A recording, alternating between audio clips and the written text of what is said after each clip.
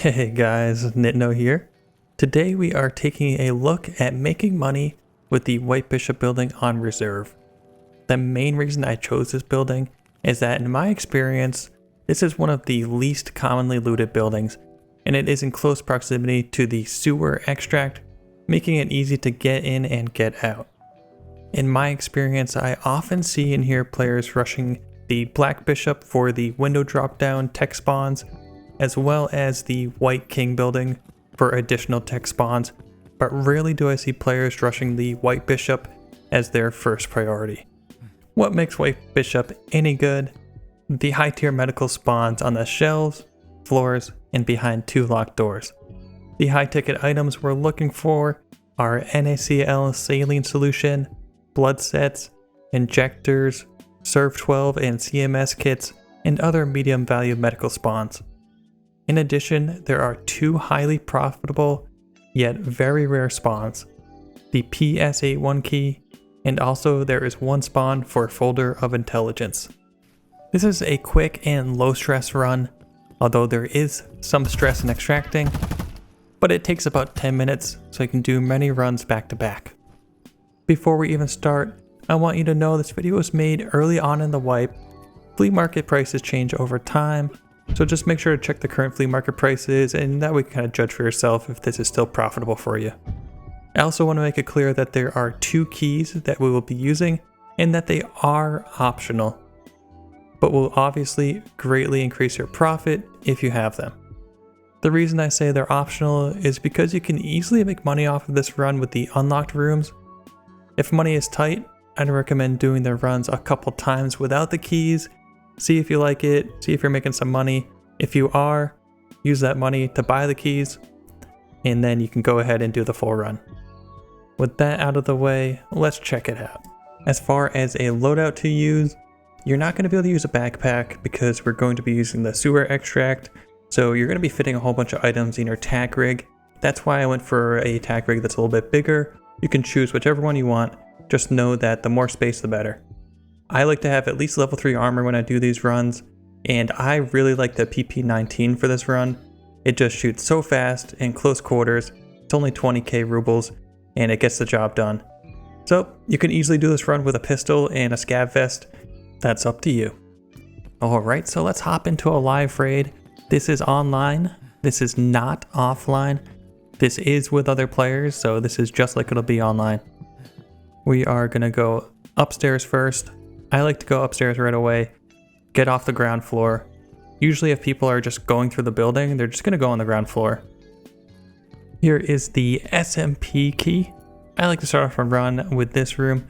This does seem to have the most loot of the locked rooms. Always check the floor. This pile of trash on the ground, usually you can find medical supplies in it. I think a lot of people miss that.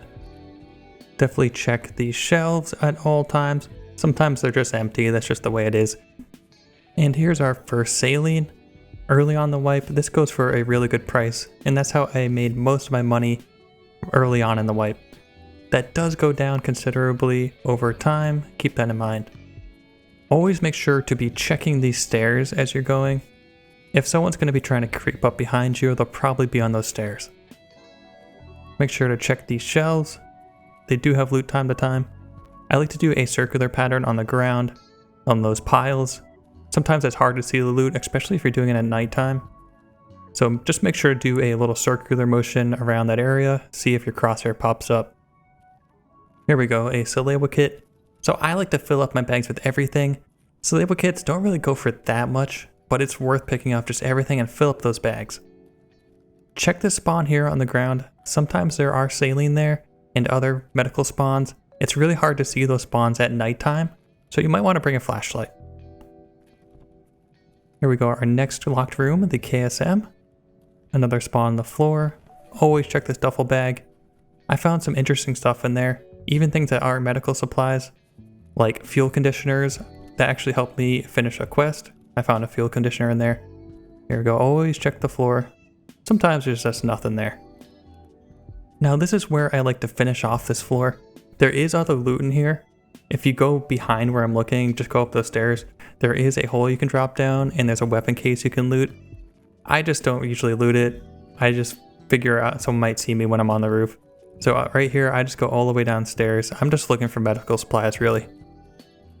Now, once downstairs, I immediately like to go to the end of this hallway and open this door on the left. In this room, that's where we're going to have the chance to have the RB-PS81 key. At the time of this video, this went for a cool 1 million, so it'll be on that chair right there. It is extremely rare.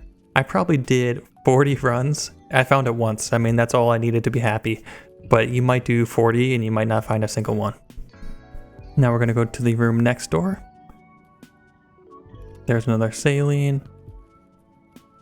Make sure to check on the stretcher, the shelf here, and also on the floor. And we're going to be opening up this med case here. You can find some pretty good stuff in here, so this can also be a big money maker as well. That will pretty much do it for this room here. I do have one little trick here if you're really trying to be quiet. Try not to step on this metal grate here. It's going to make a really loud metal sound, so I like to just go around it. Check the shelf, there can be some good loot there.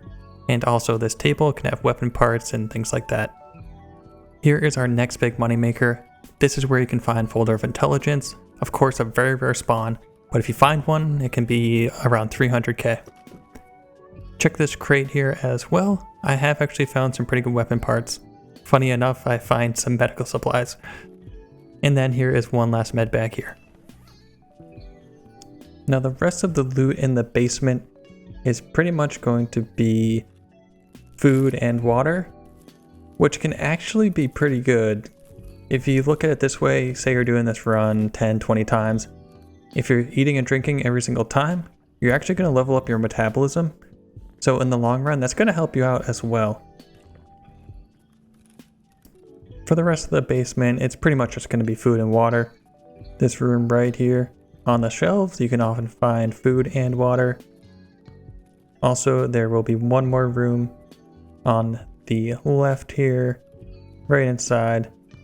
You often find food there as well. Now let's say that you're happy with all the loot you've got, your bags are full, you just want to end the run right there. You can totally do that. But the thing is, you have to wait till you're at the 40-minute mark. Right there, I just checked my time, it said 43. So I've got 3 minutes to kill. If you want, you can pretty much AFK in here. It's actually a really safe room.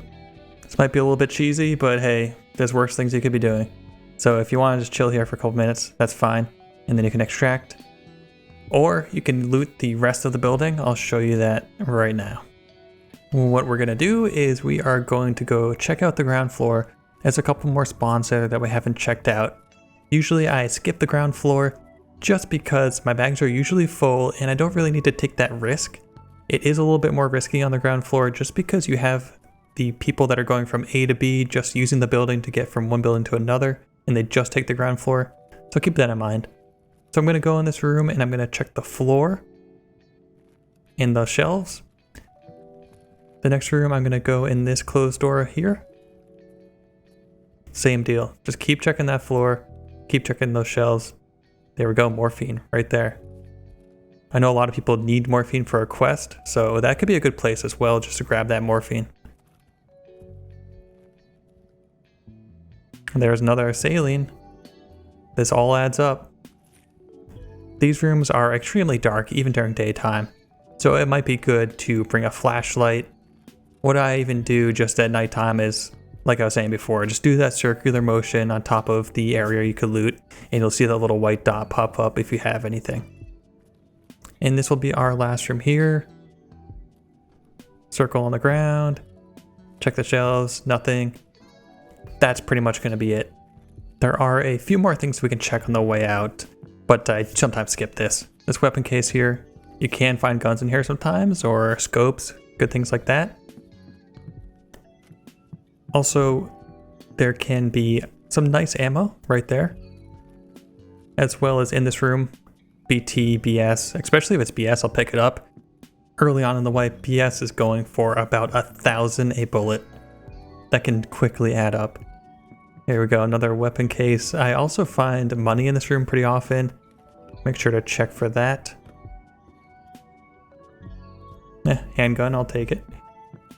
And lastly, we are going to wrap things up. I always check this room Sometimes you can have some pretty interesting industrial loot like pliers that you might need for a quest or other things like that. So it's worth checking it out. Little inventory management here. Make everything look nice. There we go. Now, lastly, we have to extract. This is where my palms start to sweat. It can be a little bit hairy, but hey, that's Tarkov for you. Usually this is nighttime. Like I said, I'm just showing this during the day. You want to do this at nighttime. Make that mad sprint. I have found I ran into people right here a couple times. Unfortunately, it's just something that happens. There can be a scav on the right hand side, sometimes even in these bushes, so keep that in mind. We're going to be going through the hole in the fence here. Once you're through this hole in the fence, you're pretty much in a safe area. There can be people sniping, but usually at nighttime, you're usually pretty good. If someone's got a thermal, then you're pretty screwed anyway, so I mean, as long as you don't have a thermal, you're pretty good from snipers. This is the final clincher right here. Sometimes there are people chilling in this area, also using this extract. So I like to go on this side and kind of just hug these tires right here and wiggle back and forth, just looking for any possible threats. I just want to show you some examples of what you can expect. For instance, the one all the way on the left, I really didn't get that good of loot. I definitely made some money, but look at all those green bandages, that's not really worth much of anything. All the way on the right, I did find a fold of intelligence. That ended up going for 300k. So it all evens out. One more set. Middle one, 4 salines. At the time, they were each going for 100k, so it was an easy 400k. I know they are going down. Even at the time of this video when I made it, they were about 70k. So they do fluctuate. But this is kind of what you can expect for each run. So it's safe to say I went ham on this run. I kind of took it a little bit overboard. But I wasn't dying hardly ever, so it was so chill. I would just watch Twitch and listen to music, whatever, and I was just stacking cash. So this is honestly very viable. It really helped me out early on in the wipe, and going forward, it might be something I still want to do. Like I said though, I just want to drive it home. I know I sound like a broken record, but the prices do fluctuate, so this might not be as worth it later on in the wipe. So just keep that in mind. Hopefully it'll give you guys some ideas though, and maybe it'll help you go from being a poor little scavling to a Chad. You know, maybe you'll be an AS Val guy and you just run Vals all day. All right, guys. Well, that's pretty much gonna wrap things up. I did this for pretty much a day straight, and I want to say I made almost like 10 million. So it really helped me out with questing, and it's definitely a lot easier to quest when you're not scraping by. So, all right, guys, that's pretty much gonna wrap things up. I hope you guys found this helpful. If you did, please feel free to hit that subscribe button, hit that like button, that really helps me out, or leave a comment. I pretty much respond to every comment, so I really appreciate it. I do have a Discord, feel free to check that out too. Either way, guys, have fun in Tarkov, take it easy, peace.